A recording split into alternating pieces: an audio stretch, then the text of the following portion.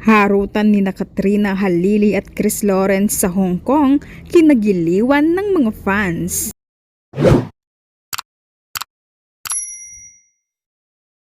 Hindi lamang sa Pilipinas nagpapaulan ng kilig sina Katrina Halili at Chris Lawrence dahil maging sa kanilang bakasyon sa Hong Kong ay hindi rin nakaligtas ang mga netizens at fans sa kanilang sweet na samahan. Sa ilang araw nilang pananatili sa Hong Kong, maraming fans ang nagkaroon ng pagkakataong makita ng personal ang dalawa.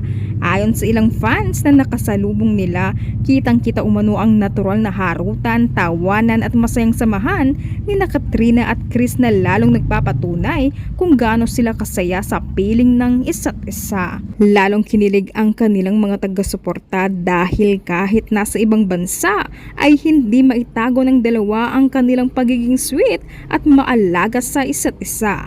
Marami rin ang natuwa sa masayang bonding moments ni Katrina at Chris habang naglilibot sa iba't ibang pasyalan sa Hong Kong. Bagamat ilang araw lamang ang kanilang naging bakasyon, naging sulit at punong-puno naman ito ng masasayang alaala para sa kanilang pamilya.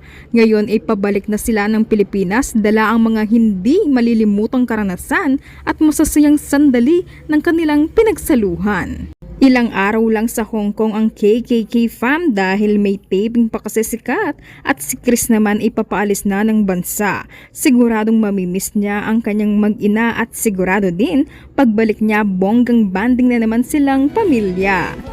Kilig talaga ang harutan sa Hong Kong.